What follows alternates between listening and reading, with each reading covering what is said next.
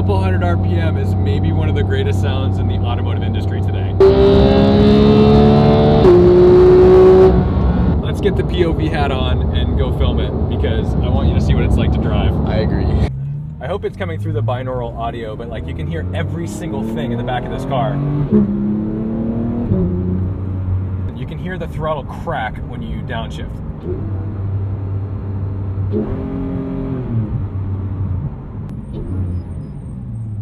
Always check your 6 before you slow down in a car like this. I do not want to get rear-ended in a rear-engine car. I think what doesn't get discussed enough about the GT3 is just how usable it is. This isn't a supercar that excludes you from driving it day to day or around town. Like, sure, it's relatively stiff, but it's not so stiff that you can't take it places. This car in particular does not have a nose lift, and I have seen no problems getting in and out of some pretty steep driveways in the city. There's obviously potholes you're going to watch out for, but that would wreck any car. It doesn't have to just be a GT3. All right, let's listen to this thing. I agree.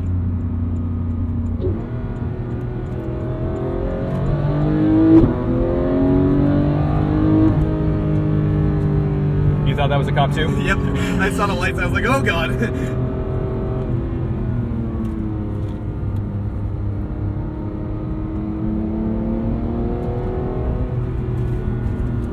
You put me in stiff mode? I put you in loud mode, but I can also put you in stiff mode. Porsche. Is that a 928? I think so, yeah. That's cool. See, like, there's no way for me to really exploit this car on a public road, because, like, the level of speed that I would need to hit, plus it's really windy and there's going to be trees down, so I'm not trying to, like, slam a branch in someone else's car. But you can't really exploit this, like, on a public road. You can enjoy it, which is what I like about it, is that I can take it around a corner like this at a reasonable speed that isn't death-defying or even dangerous, and still enjoy the car.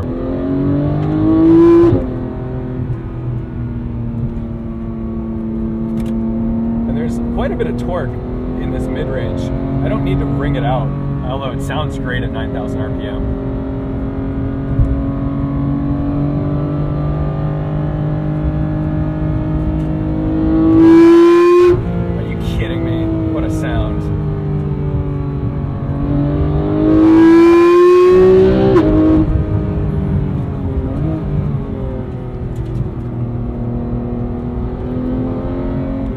Classic Porsche 911 vibe, where you get on throttle, you can feel it push just a little bit through those front wheels. Sits down on its haunches. I still thought that was a cop again. Such a good car.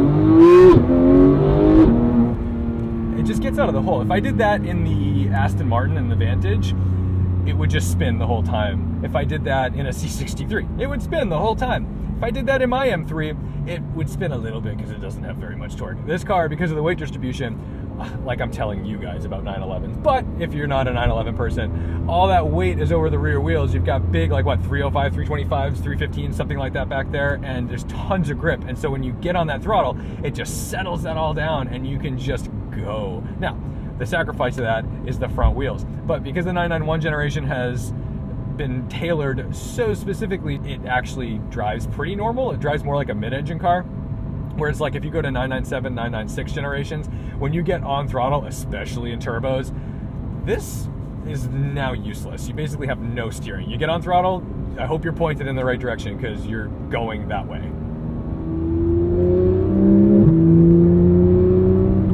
Oh. Not even mad. That day is good. Kia Forte, you do your thing. It's actually a Kia Rio, and you're going to get roasted in the comments for that. I mean, this guy doesn't know anything about cars. That's a Kia Rio. Come on, Kia Rio. What a moron. Definitely Kia Rio, though. Is it? I can read the badge. It's probably a dope car. It's probably not. I'm just trying to be nice. Maybe Kia marketing people are listening and they want to give me press cards. Hey, if you're listening, Kia marketing people, start over and do everything Oh my god. I mean, you make awesome cars. The one thing I wish Porsche would do, for the sake of YouTube is to not have this speed readout. Oh yeah.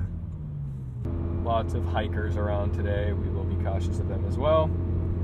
That's one thing I don't think a lot of people think about enough when they're driving spiritedly, especially when they go somewhere that's like not their home. Like nobody wants people speeding around their own neighborhood. You know, use your brains. Don't go like ripping past a parking lot where that Subaru could be backing out into traffic. They shouldn't be doing that, but they will be doing that because you live in America, and that's just what happens. Oh, the sound. Like there's no reason for me to downshift, except for the pleasures.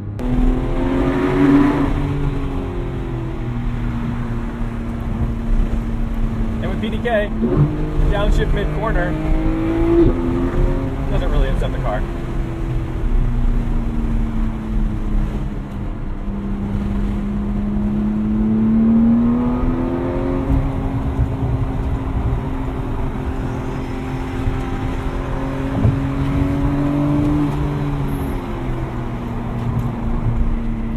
All kinds of fun debris on the roads today.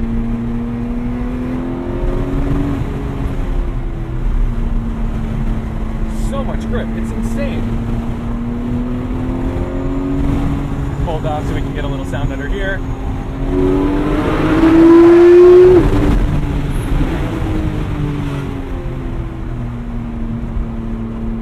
Off camber, handles it nicely. As long as you're smooth with your inputs, this car is so easy to drive.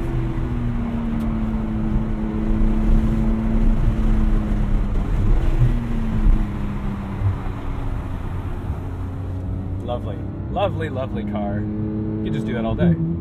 I could hand this car to pretty much anyone. I'm one-handing this. Like, I'm not trying to be a hot shot either. I'm not going that fast. I'm just telling you, like, 997 and 996 GT3s are like visceral machines that you need to be paying attention 100% to at all times. There's no room for mistakes.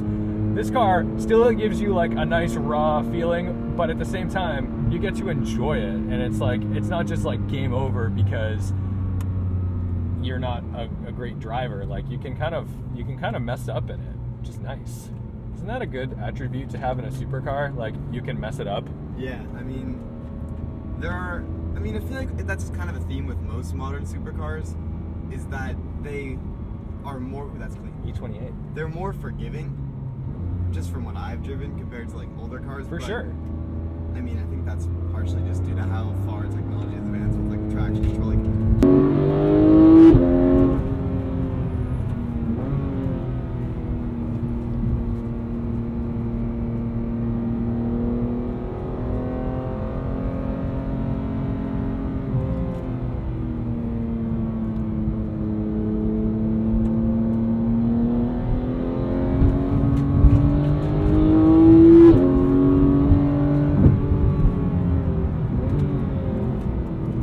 Turn in to avoid the salt. Forgive me on that.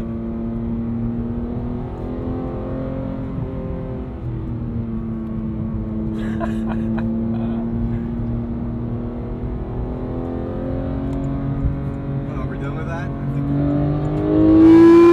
I think any more of those I might eject my sandwich.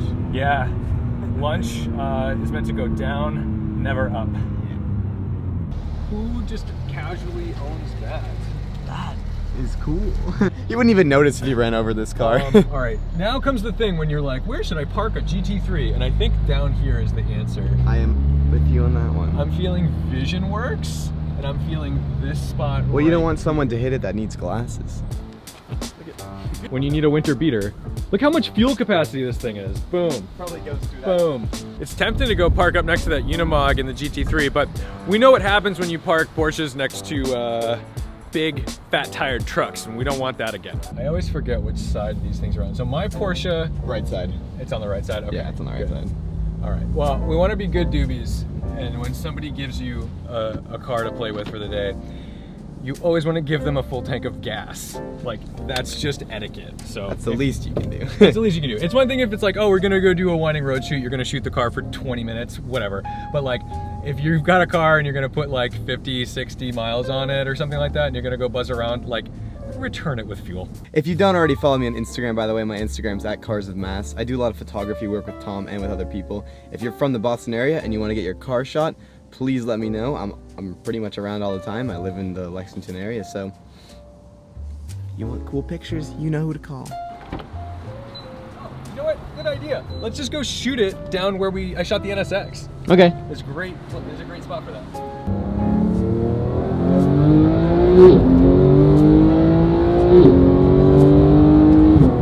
Every time I'm like, maybe I'm just a Porsche fanboy. Maybe they're not that great. Maybe I'm just like drinking the Kool-Aid.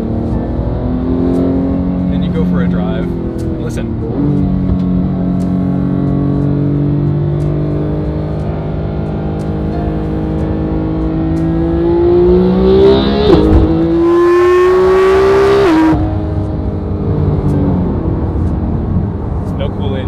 Just a nice dose of reality from our friendly engineers over in Stuttgart. That's the afternoon with the 911 GT3. I know you've seen GT3s on the channel before, but I hope there's many more to come, and hopefully someday it's my GT3. Don't forget to respect it.